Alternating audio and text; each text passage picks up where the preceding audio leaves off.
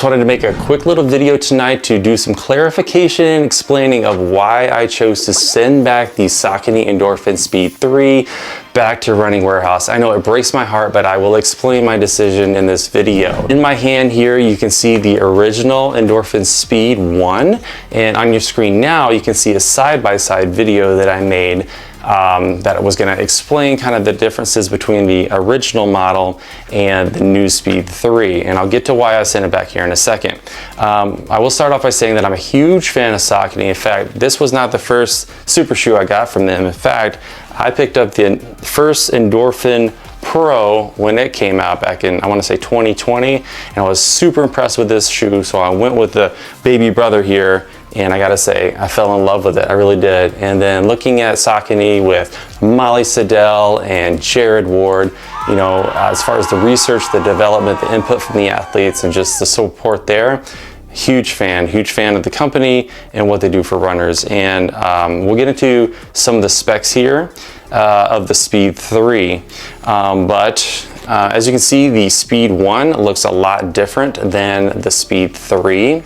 We can start with some of the specs. In fact, the Speed 1, the weight is 7.8 ounces in a men's size 9. Endorphin Speed 3 is 8.1 ounces in a men's size 9. So it actually did increase in weight, and the stack height is 35.5 and 27.5 with an 8mm drop in the Speed 1. And the Speed 3 is 36 and 28 for an 8mm drop. So there was a little bit of weight increase at 8.1 ounces with that Speed 3. The increase in stack could explain some of the weight gain, but this is a Pebax, like really lightweight super foam, lighter than the EVA in the past.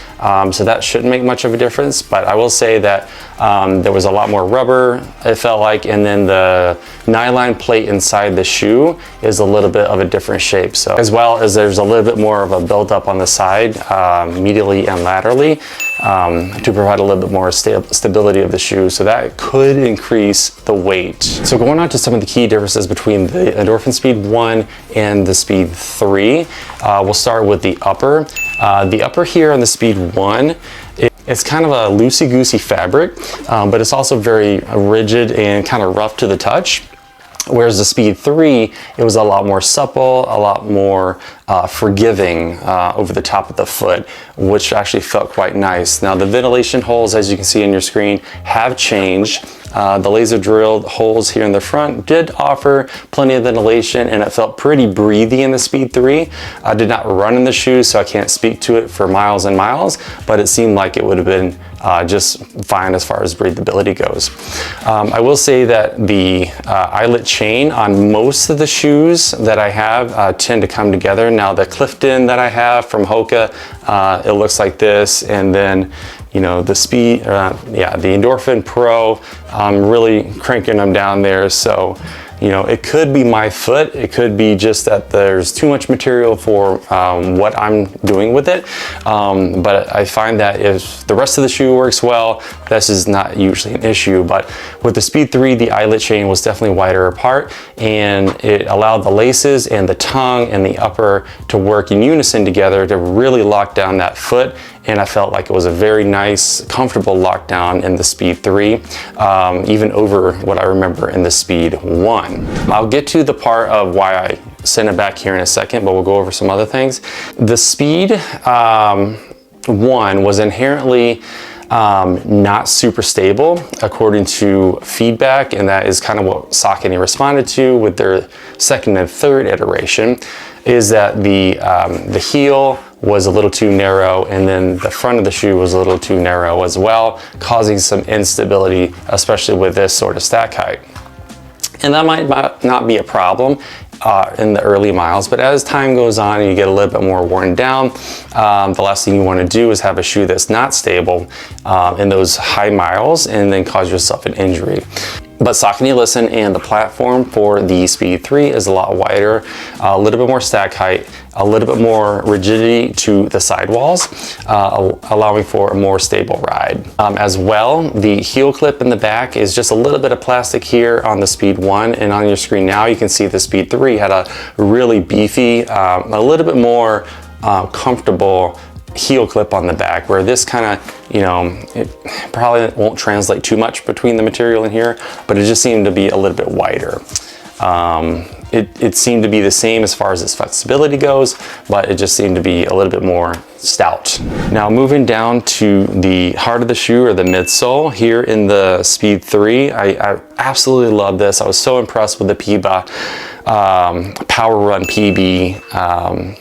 In the Pro, I went for it in the Speed, and I'm super duper excited. I think that the Power Run PB is Saucony's answer to Nike's ZoomX foam, which is found in the Alpha Fly and the Vaporfly here, in that it's a nice, resilient, bouncy, lightweight, lively, energetic foam. In addition to that, there's a nylon plate in here, and talking about the Alpha Fly and Vaporfly, both of those have carbon plates. The Endorphin Pro has a carbon plate, but the Speed series has a nylon plate, which is a little bit more bendy, and according to Saucony, is designed to work as far as those that can't really have a super rigid shoe because of injury history, or perhaps it could cause an injury being too rigid, whereas this is a little bit more forgiving. And I will say, I've run in all of these shoes here, and the difference between this one and the other one is actually quite a bit of difference. Now, as far as this energy return and those properties, it's a very propulsive and lively, peppy feeling, but you definitely feel your foot working a tad bit more in terms of flexing. Moving on to kind of the outer and the shape of the shoe, it is that speed roll technology, and you can kind of see this curve here. In fact, hold it up to the other shoe, and you can definitely see quite the curve here. It's wanting you to land on the front of your foot, giving you a little bit more efficiency and taking off a little bit of that energy that's required out of your lower leg and all the muscles there in order to continue your gait. As you can see in your screen, there's quite a bit of difference between the rubber and the outsole here on the Speed 1 versus the 3, whereas the 1 I felt had just the right amount of rubber for what it was being used for, being tempo, track, you know, speed work, and race day. It was the right amount, and it just, I think, assisted with the weight of the shoe. And as you can see, I've run a marathon in this shoe and several hours of miles in this, so it's not unexpected that, you know, you're having a little bit of the outsole here. But on your screen, you can see that the 3 has a lot more rubber to it, so I feel like it would definitely be a more durable shoe in terms of that also. One mention about the tongue of the shoe, the tongue here on the Speed 1, it's a lot thinner, whereas the Speed 3, it felt a little bit more padded, a little bit more built up.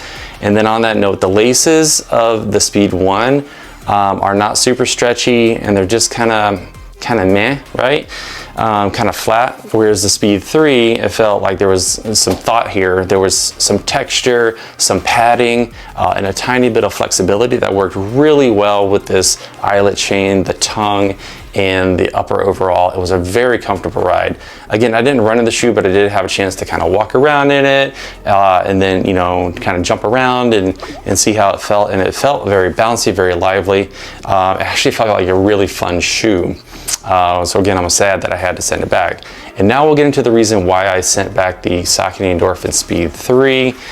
It is the heel counter. So the heel counter, and this could be my particular foot, my particular biomechanical situation, was slipping all over the place.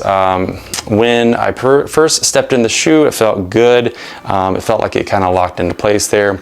But when I laced up and I tried regular lacing, I tried the runner's knot here, I tried a couple different things to really bring this heel in and lock it in.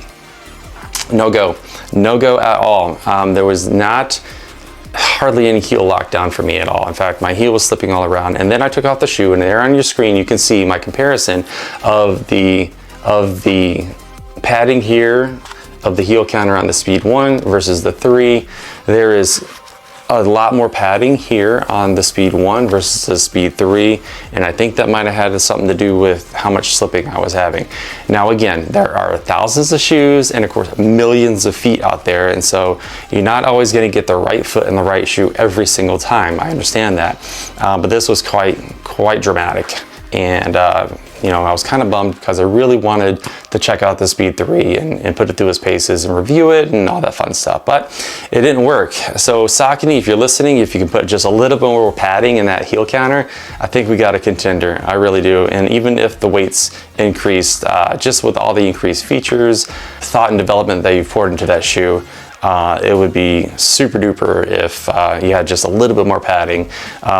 Shoot, just bring this back. Bring back the Endorphin Speed 1 heel counter and stick it on the 4. Psh, you got yourself a winner right there. Click like, click subscribe, and hopefully this finds you well. Thanks for watching. Bye.